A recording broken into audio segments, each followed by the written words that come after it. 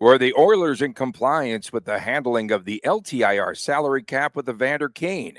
The NHL is already investigating. More next on this edition of Locked On Golden Knights.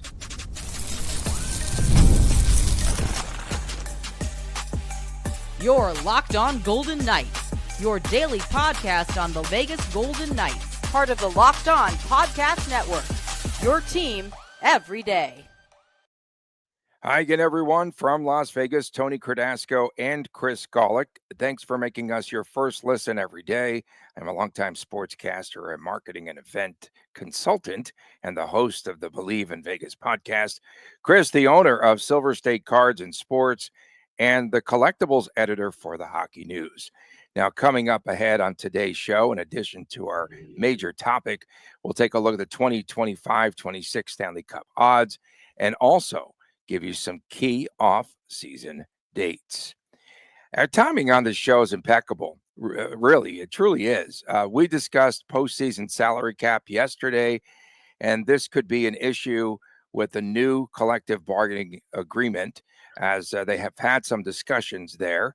Also on Wednesday, now the good doctor, Frank Saravelli of Daily Faceoff, reporting the NHL is looking into whether the Edmonton Oilers complied with the current CBA when Evander Kane returned against the Kings, game number 2 of the opening round, again against Los Angeles.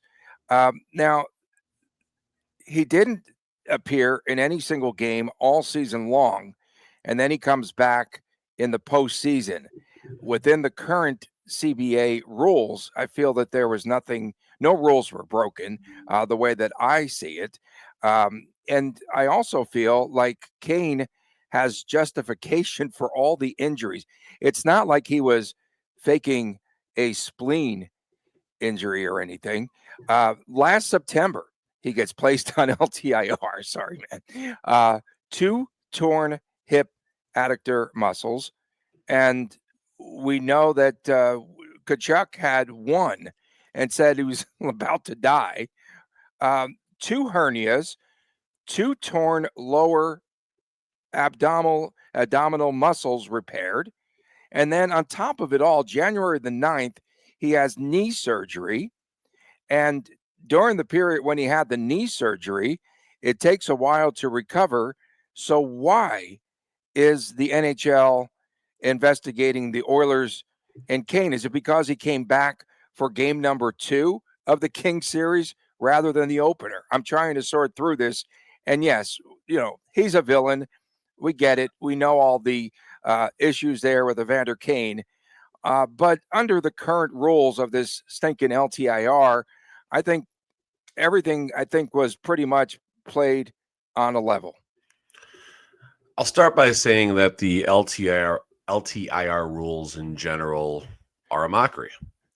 It is the job of 32 NHL general managers, training staff, doctors, team doctors, whatever, to make a mockery of those rules, to use those rules to your best advantage, because the rules are the same for everybody when it comes to that. And a lot of arguments about postseason salary cap. Interesting in response to our post yesterday, interesting response that I saw was that maybe instead of like a hard salary cap, the team on the ice has to be cap compliant. All sorts of things came out of that, which were really good to see here. That's pretty good. So that's the first thing about just my general thoughts on the LTIR. It's a joke. It's an absolute joke. Golden Knights took advantage of it. Oilers took advantage of it. Golden Knights took advantage of it again. Chicago Blackhawks took advantage of it. Tampa Bay Lightning took advantage of it. Florida Panthers, whatever. A million teams took advantage of it. Moving on from there. What's interesting to me, I guess, Kane is who he is. Yes, villain. That's what you said. I agree with that. January 9th. This is from Friedman, or is it Saravelli or Friedman? Are we reading? Okay, in any event, an insider said. So Saravelli, January 9th, to remove congenital. Hope I said that right. Tumor-like growth. Let's say that again. Tumor-like growth. I don't know if that's cancerous or whatever that is, but that's a pretty important thing. That's on January the 9th. That slows down his rehab from his previous issues and everything. From a groin injury. From a groin injury, because that had like an 8-week recovery timetable. So this pushed everything back, which conveniently pushes it into game 2. So that's just to set the table right there and everything. questions that I have, like he's skating in March, right? He's skating in March. I don't know if this January surgery was something that was known. Why didn't they do this in December? Was it just found on January the 8th? These are the questions that I believe the NHL is asking when it comes to Evander Kane. At the end of the day, I don't see anything is happening here. It's a non-starter, but like I said on Twitter yesterday, June the 18th is a hell of a time to start asking these questions about the Oilers and Evander Kane's LTIR usage. Is this again? Are they coming back at him because he wasn't on the handshake line? I mean, that's the first question you have to pose there because of the timing of this, which is absolutely ridiculous. And no team has been punished for LTIR usage in the cap era, but there is now potential for retroactive punishment. This Okay, is so like let's go back and just this is declare the Golden ridiculous. Knights winners of round 2, and let's replay the let's replay the Western Conference final. But I mean, what are we talking about here? I mean, what are they going to do? They're going to find them. They can take away a draft pick. I mean, I'll say it No, again. Good. no, they can hit them against the cap, is what I'm reading into this. All for next year. Yeah. And That and it comes at a pivotal that's time crazy. when they have to get extensions there for Draisaitl and Bouchard. And the Oilers are hoping it's nothing where they take away again if they're doing some sort of punishment. They don't take away anything against the cap for the Edmonton Oilers. Yeah, I don't know what the current CBA allows as far as penalizing when stuff like that happens. Penalizing against the cap for next year seems very outside the box, in my opinion. If it's allowed and if that's what happens, fine. I mean, but why is the NHL all of a sudden putting their foot down on this one here? Like you said, maybe it's because it's Evander Kane and who he is. And I mean, if that's the case, as much as I can't stand Evander Kane, I don't think that's the proper way to handle it. Dude didn't come back out in the handshake line. He's garbage, fine, whatever. But now you're going to all of a sudden ignite this huge cap circumvention. I said the wrong word. You This almost cap said the word that I circumvention say. and all that. Like, it doesn't make sense to me. And like I said, it's one thing if we're going back to 2010 or 13, whatever year because again, the Chicago Blackhawks were the first team to utilize this rule, at least from a big public perspective. Patrick Kane gets hurt, and the the Chicago Blackhawks brought in 3 key depth pieces. And I think Patrick Kane was back in the second or third game of the first round, maybe even the first game. If the NHL put their foot down then and said, okay, we got to take a real close look at this because something's fishy here, but they didn't. And when Kucherov did it, they didn't do a big deal.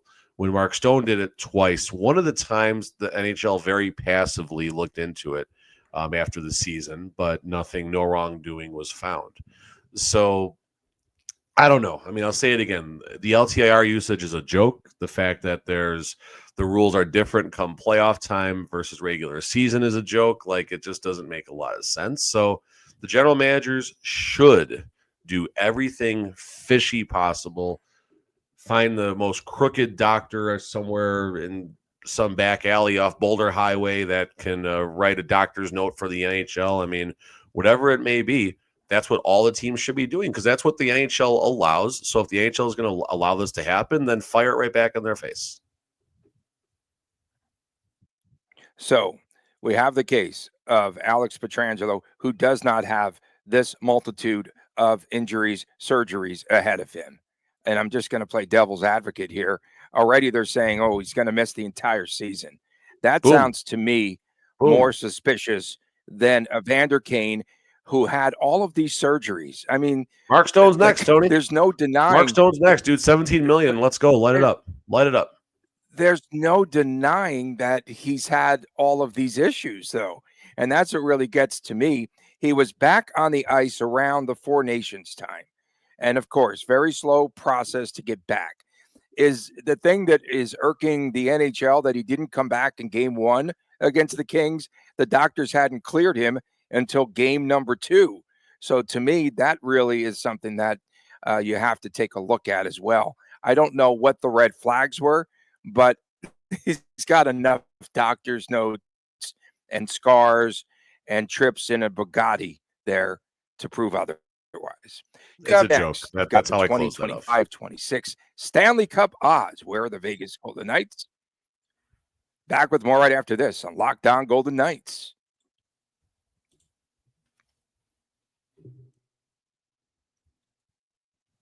If you are looking for a snack that is both delicious and nutritious, then you need to crack into a good source of protein with wonderful pistachios. We really like them here on this show because one of the highest protein nuts. That's right. Each 1 ounce serving, 6 grams of protein, and it gives you all that you need, over 10% of your daily value. Plus, they are packed with fiber and better for you unsaturated fats. And personally, myself and Chris, we are big fans of the no shells variety. And of course, if you do want the ones with the shells, you'll be cracking a lot, especially on this show.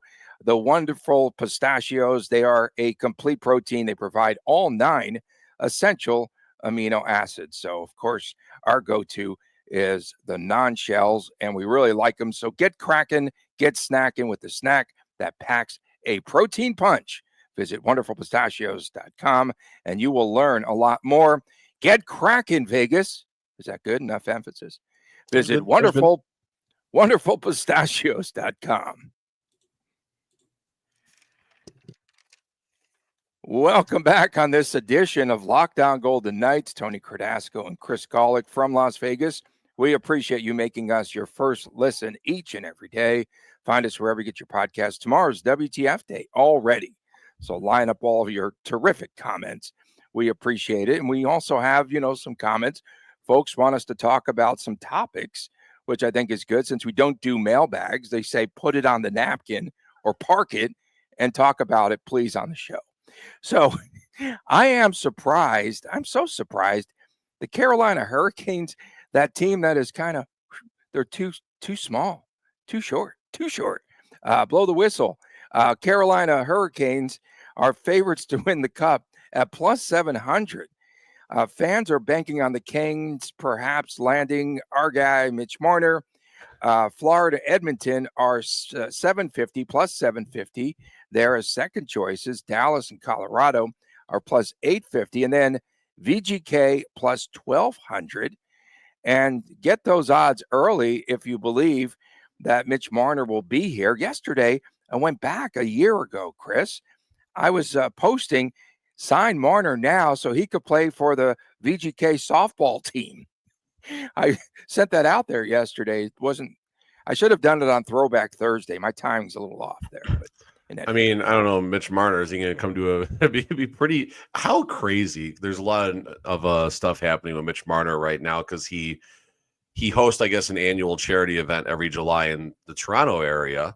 And he has canceled that, and he's cited because of his unknown situation with his contract as to why he's not going.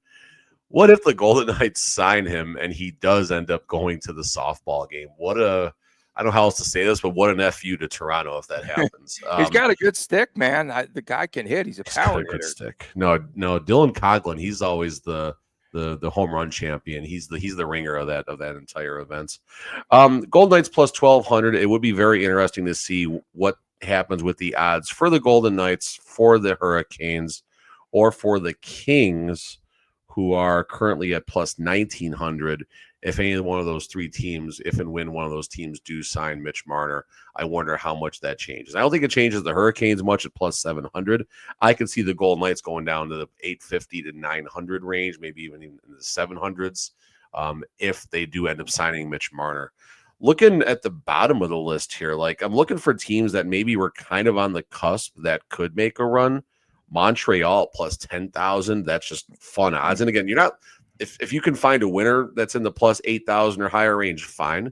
But the value you can find in a team like Montreal or Detroit or even Philly, who was in it up until the final few weeks of the season, the value you get there is the ability to hedge out of it in the first round. And if they advance, then you're free rolling all the way down. So that's what you look at when you're making some of these long odds bets. And if you click, Tony, there's some other interesting awards props. You already got odds out on the Hart, Vezina, Norris, Calder. It's Demidov for the Calder. It's either Demidov at plus 210 or the Field minus 280, which is odd. But the one I wanted to talk about, Coach of the Year. There's already odds out on FanDuel for Coach of the Year. Jack I'm Adams going all the way down to a number that's at plus 6,000. It's the Cassidy? Dallas Stars head coach of game 1 of the 25-26 season at plus 6,000. I love that bet. I love that bet. What about so where's Cassidy in that coach? Cassidy is coming in at the second longest odds behind Spencer Carberry. It's at plus 7,500.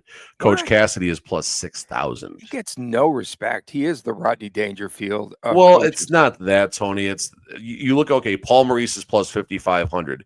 Craig Berube is plus 5,000. Brendan Moore, Knobloch, all the teams who are in the playoffs are the ninth highest betting favorites, at least some of those teams. Lane Lambert, Seattle, 3,400. Dan Muse, plus 3,100. Pittsburgh. Patrick Waugh, New York Islanders, plus 3,000. The chalk right now is the Mammoth coach, Alec Turange. Andre Turange? Never know how to say his name. Sorry about that. We'll call him Turi since it's a hockey name. I always screw up. Dean Evison, Columbus, plus 1,000. Yeah, I'm not going to make an attempt. I always screw up his name. Pacific Division odds. You mentioned the Kings at plus 1,900. Vancouver plus 5,000. Gary, haven't had a chance to say that in a minute. That's even a team you could put a dabble on as well. I'm just going to ask you. Yeah, Anaheim plus 10,000. Seattle plus 31,000. And the Sharks plus 50,000. Who's got good value there? Well, the Kings at plus 1,900 is pretty good value there, I would imagine. And you like Gary plus 8,500? In the Pacific Division, give us some team that has really good value outside of VGK.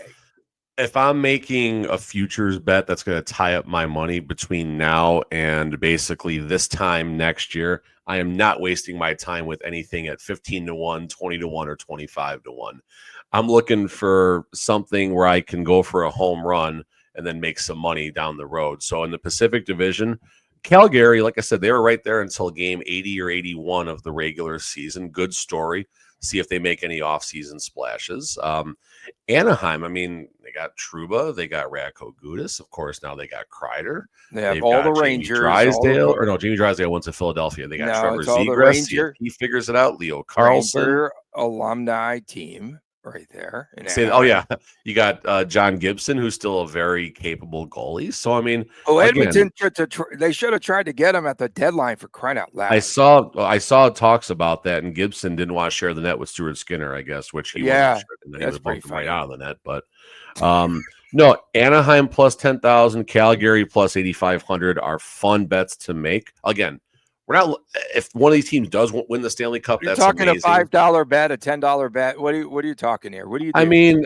It doesn't matter. The bet amount, whether your unit's $100 or $5, it's the same strategy.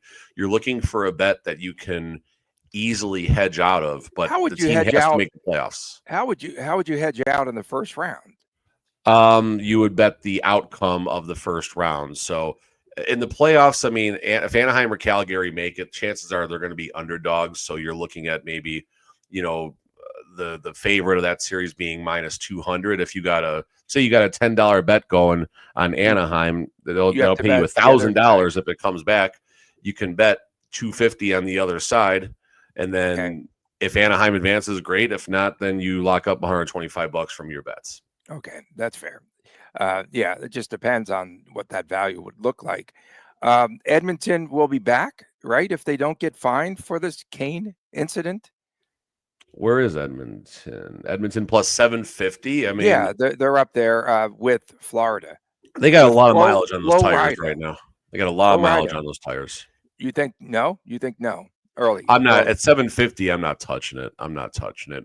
Interesting thing that someone mentioned. As much as Toronto is getting flack for being Toronto and about to blow everything up right now, they're the only team that took the Panthers to 7 games in the playoffs last year. Yeah. Kind of interesting little nugget right there. Never thought about that. They're plus 2,400 and they got some cap space. Maybe the Leafs do have some value.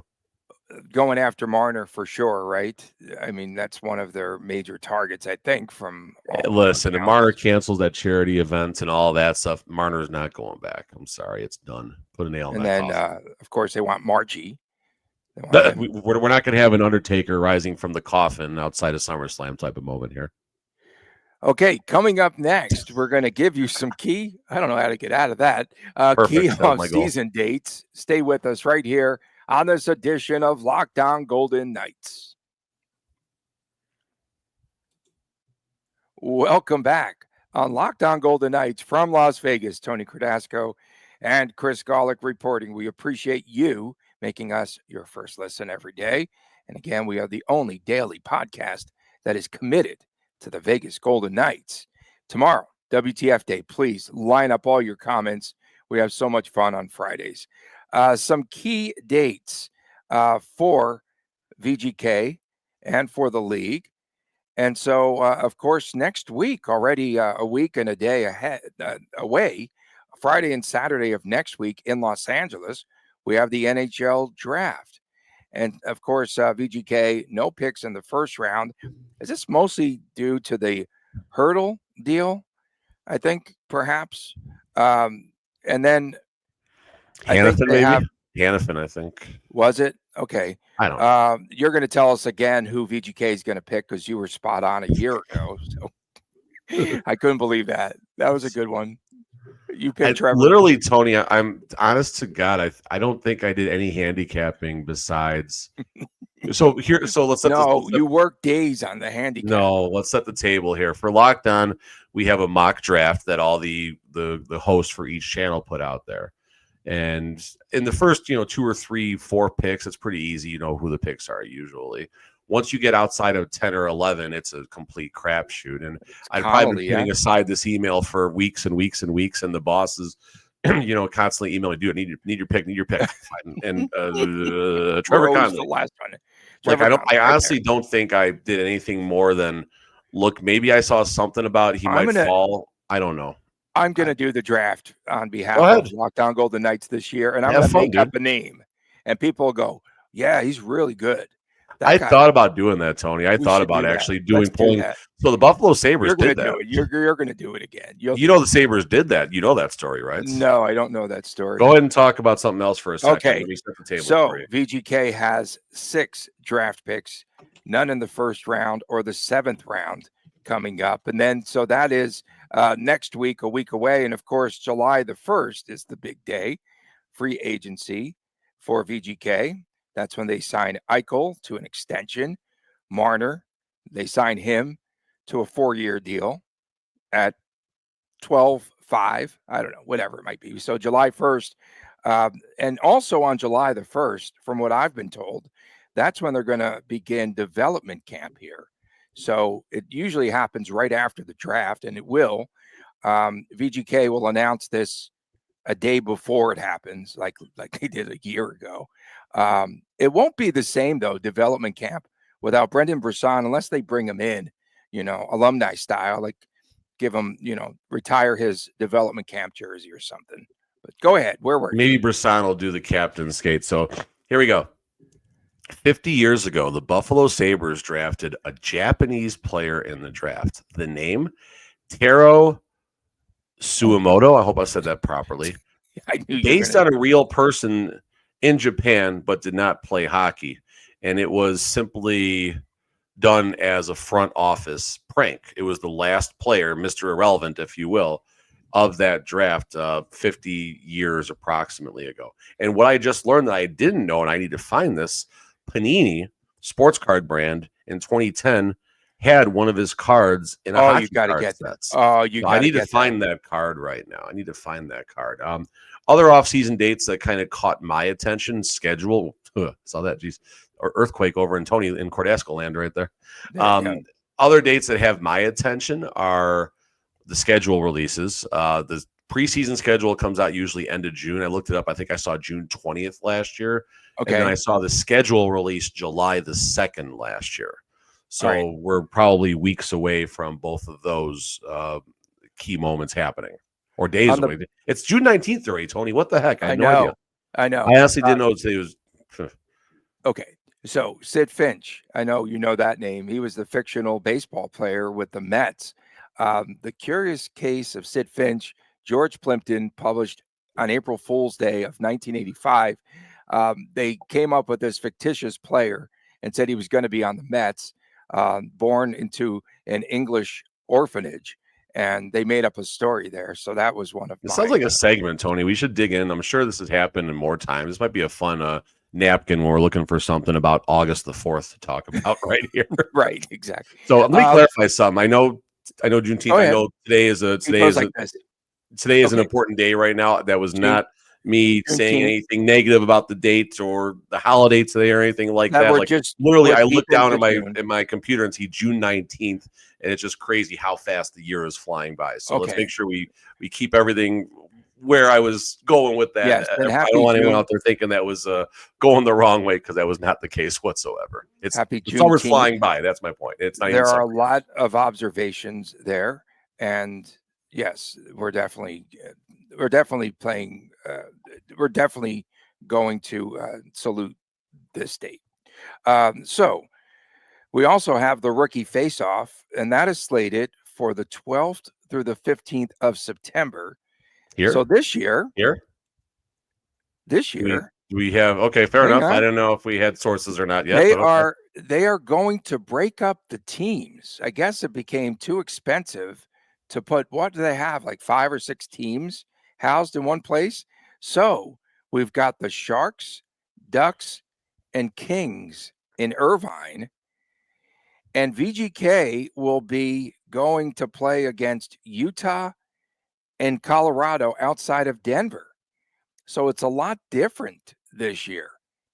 And I know that you wanted it back here in Vegas. It's been how long since they did the rookie face-off year?